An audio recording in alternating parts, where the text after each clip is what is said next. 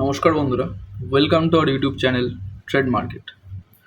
তো আজকের এই ভিডিওতে আমরা ক্রিপ্টোকারেন্সি চার্ট নিয়ে তো আলোচনা করবই, এবং সঙ্গে এমন একটা বড় ইভেন্ট নিয়ে আলোচনা করব যেটা আমাদের জন্য অনেক বেশি ইম্পর্ট্যান্ট হতে চলেছে in the month of September. তো চলুন বেশি দেরি না করে ভিডিওটি শুরু করা যাক।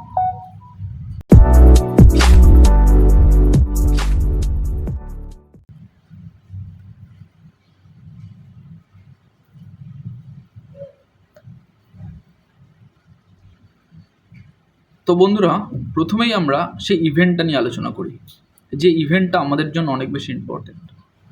তো কী সেই ইভেন্ট? সেই ইভেন্টটা হচ্ছে, আপনারা প্রত্যেকেই জানেন যে ফেড রেট কাটের একটা কথাবার্তা চলছে। সেই ফেড রেট কাট নিয়ে আমরা আলোচনা করব। তো ফেড রেট কাট কী, সেটা নিয়ে আমরা যদি একটু আলোচনা করি, কারণ আমার মনে হয়েছিল লাস্ট ভিডিওতে আমরা এই বিষয়টা নিয়ে একটু কম আলোচনা করেছিলাম বা একটু স্কিপ করে গিয়েছিলাম। তো ফেড রেট কাট নিয়ে যদি আমরা আলোচনা করি, তো ফেড রিজার্ভ ব্যাঙ্ক আমাদের যেরকম in the case of India আর এখানে আমেরিকা, ইন্ডিয়া আমাদের রিজার্ভ ব্যাঙ্ক, ঠিক আছে, আরবিআই, ইন্ডিয়ায় আরবিআই। তো এখানে আমেরিকার ক্ষেত্রে সেরকমই রয়েছে, এখানে fed reserve bank, fed reserve bank, আমি বাকিটুকু লিখলাম না। তো সেক্ষেত্রে ফেড রিজার্ভ ব্যাঙ্কের আমাদের ক্ষেত্রে কি হয়, আরবিআই বিভিন্ন প্রাইভেট এবং গভর্নমেন্ট ব্যাঙ্ককে লোন দেয়, যেরকম আমাদের এসবিআই, তারপরে আপনার হয়ে গেল আইসিআইসিআই, এবং বিভিন্ন আরও other dot dot dot dot HDFC, এরকম প্রচুর ব্যাঙ্ককে, এইচডিএফসি, হ্যাঁ, এরকম প্রচুর ব্যাঙ্কে গভর্নমেন্ট আরবিআই লোন দেয়। তো আরবিআই একটা নির্দিষ্ট পার্সেন্টে লোন দেয়, সেই টাকাটা নিয়ে এই ব্যাঙ্কগুলো আবার আমাদেরকে লোন দেয়। তো সেই জন্য আমাদের ক্ষেত্রে সেই টাকাটাকে এই ব্যাঙ্কগুলো ইউজ করে এবং সেখান থেকে প্রফিট করে। তো এক্ষেত্রেও ফেড রিজার্ভ ব্যাঙ্ক বিভিন্ন তার প্রাইভেট এবং গভর্নমেন্ট ব্যাঙ্কগুলোকে লোন দেয়, এবং তাদের থেকে সেখানকার প্রাইভেট এবং গভর্নমেন্ট ইনস্টিটিউট থেকে শুরু করে, অথরিটি থেকে শুরু করে, পার্সোনাল থেকে শুরু করে সবাই টাকা পায়।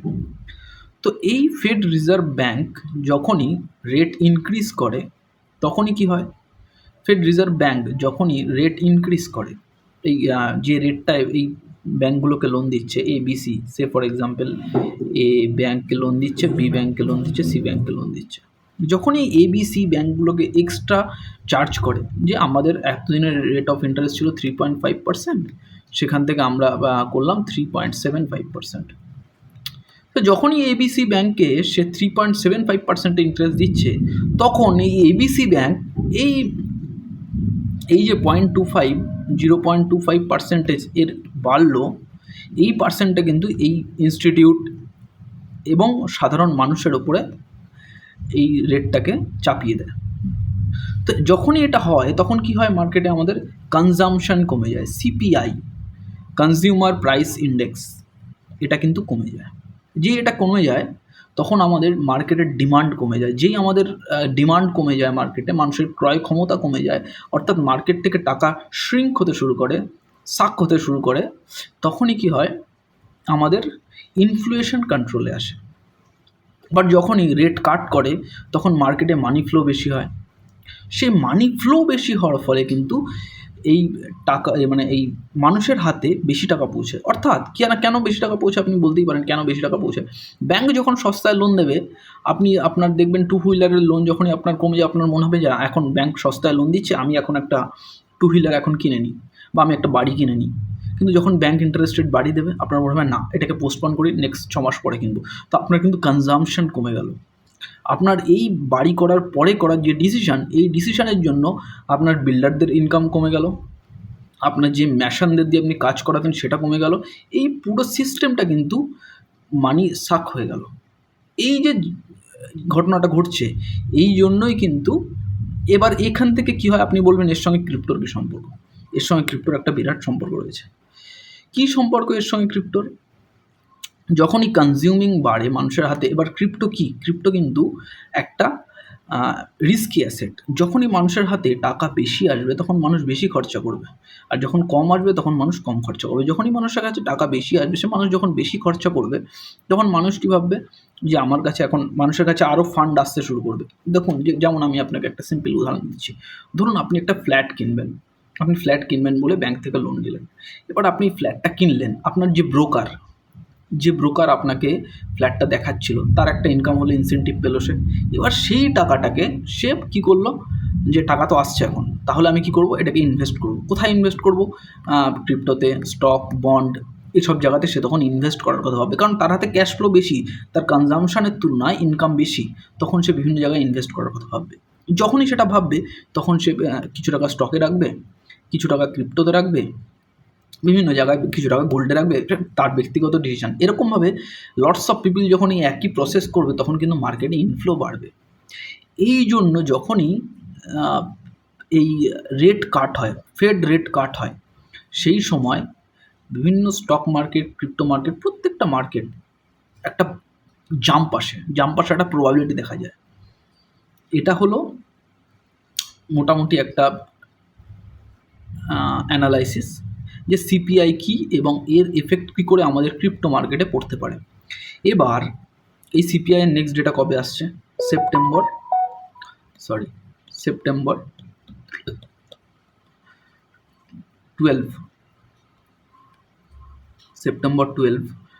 2025 এই ডেটটাতে আমাদের নতুন সিপিআই ডেটা আসছে। এবার এই সিপিআই ডাটা আসার পরে কি হতে চলেছে, কেন এটা এই মুহূর্তে অনেক বেশি ইম্পর্টেন্ট? কারণ এই মুহূর্তে কিন্তু আপনি বিটকয়েনের চার্টটা যদি দেখেন, একটা বড় মেজর সাপোর্টে রয়েছে। এখান থেকে যদি একটা ওপরের দিকে একটা পাম্প নেয় তাহলে কিন্তু বিটকয়েন এবং অল্ট কয়েনের জন্য সেটা অনেক বেশি ইম্পর্টেন্ট। কেন? তো এটা আমরা চার্টের মাধ্যমে বোঝা শুরু করব। চলুন আমরা একটু চার্টে যাই, তারপরে এই বিষয়টা নিয়ে আরও ডিটেলে আলোচনা করব। তো আমরা বিটকয়েনের চার্টে চলে এসেছি। এবার আপনাদেরকে একটা জিনিস বলি যে 12 তারিখে যখন এই সিপিআই ডেটাটা আসলো, তখন যদি চার্টে একটা আচানক স্পাইক হয়, সেটা কিন্তু একটা ভালো ভলিউমের সঙ্গে, সেটা কিন্তু আমাদের জন্য অনেক বেশি ইম্পর্টেন্ট। একটা জিনিস আপনি লক্ষ্য করবেন, আরএসআই কিন্তু আপসাইড মুভমেন্ট করেছে। দেখুন এই গিয়ে এখান থেকে এই মুভমেন্ট চালু করেছে, তো এটা অনেক বেশি ইম্পর্টেন্ট। আরএসআই মুভমেন্ট শুরু করে দিয়েছে, নিজের মুভমেন্ট শুরু করে দিয়েছে। বিটকয়েনের যে চার্টে আপনি আরেকটা জিনিস দেখবেন, এই 50 days moving average, simple moving average SMA 50, এখানে সাপোর্ট, এখানে একটা সাপোর্ট নেওয়ার প্রবাবিলিটি রয়েছে। যদি এই সাপোর্টটাকে ব্রেক করে আসে তবে আমার 1,02,000-এর সাপোর্টটা রয়েছে। এই জন্য SMA 50 অনেক বেশি, এবং 1,02,000-এর সাপোর্টটা আমি বলেছিলাম আপনাদেরকে অনেক বেশি ইম্পর্টেন্ট। সেই একটাই কারণে SMA 50 এবং এই পরপর এই টপগুলো, ডিসেম্বর জানুয়ারির যে টপগুলো, এই টপগুলোর জন্য এই পার্টিকুলার 1,02,000টা অনেক বেশি ইম্পর্টেন্ট। এটা ব্রেক হয়ে গেলে মোটামুটিভাবে এটা ভাবা যেতে পারে যে এবার একটু আমাদেরকে ভাবতে হবে। কিন্তু যদি সিপিআই ডেটা যখন এলো তখন যদি চার্ট এখান থেকে পজিটিভ মুভমেন্ট করে, সেটা আমাদের জন্য ক্রিপ্টোকারেন্সি এবং বিটকয়েন এবং আদার অল্ট কয়েনের জন্য অনেক বেশি ইম্পর্ট্যান্ট হয়ে যায়। চলুন আরও কিছু চার্ট দেখি, আপনি বুঝতে পারলেন সিপিআই ডেটার মাহাত্ম্যটা কী। এবার আমরা একটা টোটাল চার্টের উপরে যাই, টোটাল মার্কেট ক্যাপের চার্টটাকে একটু দেখি।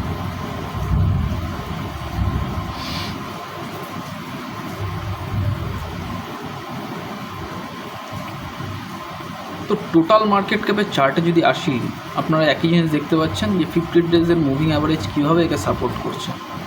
50 ডেজের মুভিং অ্যাভারেজ কিন্তু আপসাইড মুভমেন্ট করছে। তো টোটাল মার্কেট ক্যাপের চার্টে এখানে আমাদেরকে একটা জিনিস খুব ভালো করে লক্ষ্য করতে হবে, উইকলি চার্ট তো। আরেকটা জিনিস আপনাদেরকে আমি দেখাই, এক নতুন ট্রেন্ড লাইন আপনাকে ড্র করে দেখাচ্ছি।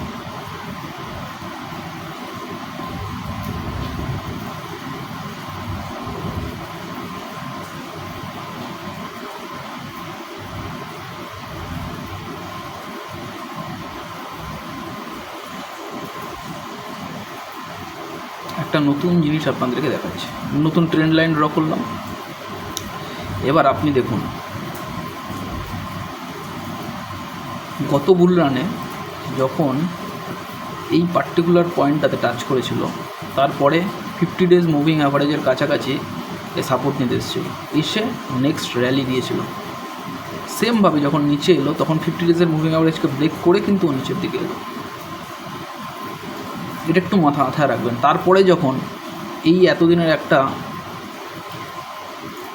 সাইডওয়েজ কন্ডিশনের ব্রেকআউট যখন দিল, 50 ডেজ মুভিং অ্যাভারেজের সাপোর্ট নিয়ে ব্রেকআউট দিল, আবার যখন ব্রেকডাউন করলো 50 ডেজের মুভিং অ্যাভারেজের সাপোর্ট এসে ব্রেকডাউন করলো, মানে এখানে এসে থামলো, থেকে আবার নতুন একটা হাই বানালো।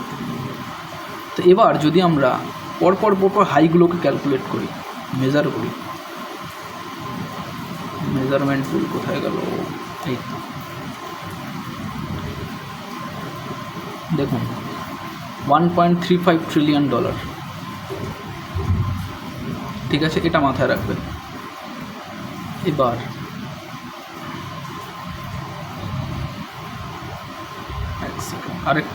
আরেকটা জিনিস মেজার করি, সরি এইখানটায় আসে, গত বুল রানে 1.45 ট্রিলিয়ন।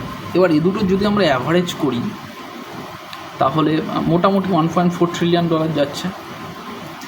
এবার ধরুন এবার আমরা একটা সাইডওয়েজ কন্ডিশনে কিন্তু টোটাল দিকে যাচ্ছি। এবার যখন আমরা এখানে সাপোর্টটা নেব, সামহায়ার অ্যারাউন্ড এখানে $3.5253 ট্রিলিয়ন কাছাকাছি, সেখান থেকে যখন একটা সাপোর্ট নেব, এরপরে $1.4 ট্রিলিয়ন টাচ করলে, দেখুন 1.4 ট্রিলিয়ন টাচ করলে $4.84 ট্রিলিয়ন যাচ্ছে। এবার আপনি বলবেন ট্রেন্ড লাইনটা কেন বেশি ইম্পর্টেন্ট? ট্রেন্ড লাইনটা এই জন্যই ইম্পর্টেন্ট, গতবারের বুল রানে এই ট্রেন্ড লাইনটাকে টাচ করে নিচের দিকে এসেছিলো, তার আগের বারের বুল রানে আপনি দেখুন এই ট্রেন্ড লাইনটাকে টাচ করে নিচে এসেছিলো, প্রথমটাতেও এটাকে টাচ করে নিচে এসেছিলো টোটাল মার্কেট ক্যাপ। তো এটা থেকে আমরা কি বুঝতে পারি যে আমাদের total market cap somewhere around $5 trillion কাছাকাছি যাবে।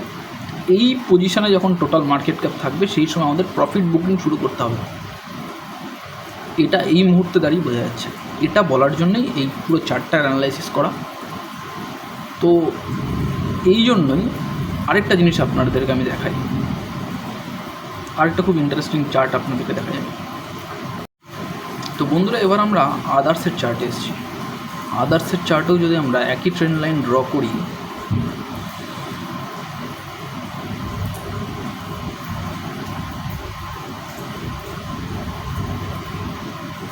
এক সেকেন্ড, হ্যাঁ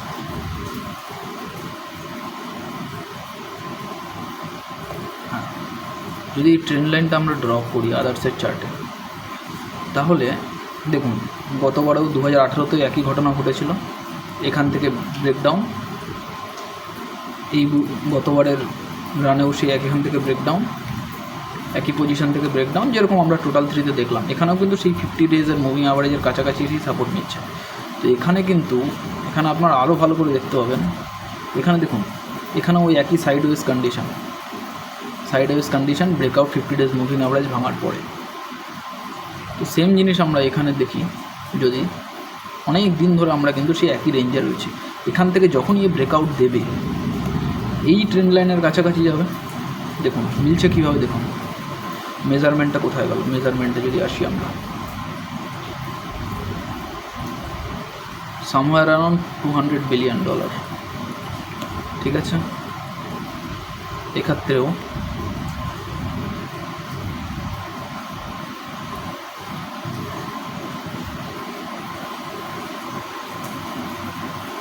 somewhere around $600 বিলিয়ন।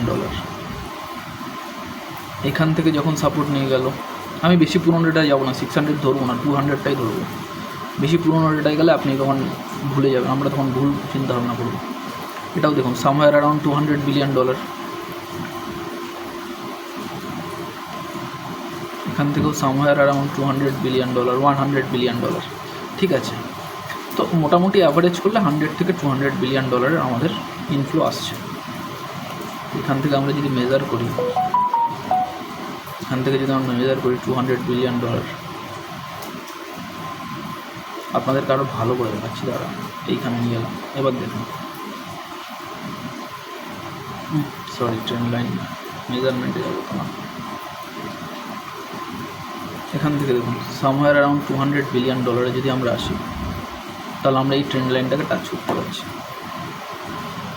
আপনি বুঝতে পারছেন what next is coming in the world season. Total market ক্যাপে $150 বিলিয়ন, 1.5 ট্রিলিয়ন এবং আদার্স মার্কেটে অর্থাৎ জাস্ট অল্ট কয়েনে মোটামুটি $200 বিলিয়ন মার্কেট ক্যাপ ইনফ্লো হতে চলেছে। এবার আপনাদের কাছে কী কী কয়েন হোল্ডিং রয়েছে এবং তার ভ্যালু কী কী যেতে পারে, সেই বিষয়গুলো নিয়ে একে একে যদি আপনারা আলোচনা আমাদের ভিডিও চান, যদি তার অ্যানালাইসিসের ভিডিও চান, আপনারা অবশ্যই কমেন্ট করতে পারেন, আমরা সেটা নিয়ে ভিডিও বানাবো। তো বাকি কোন ক্রিপ্টোকারেন্সিকে কোন প্রাইসে সেল করতে হবে সেটা আপনার বিচার্য বিষয়, সেখানে আমার বা আপনি কোনো অ্যানালিস্ট নয় যে আপনাকে বলবো। আপনাকে ফ্যাক্ট দেখানো আমার প্রয়োজন ছিল, ফ্যাক্টটা দেখালাম, বাকি ডিসিশন আপনার হাতে। ভিডিওটি যদি ভালো লাগে অবশ্যই লাইক, শেয়ার অ্যান্ড সাবস্ক্রাইব করবেন। ততক্ষণ অবধি ধন্যবাদ।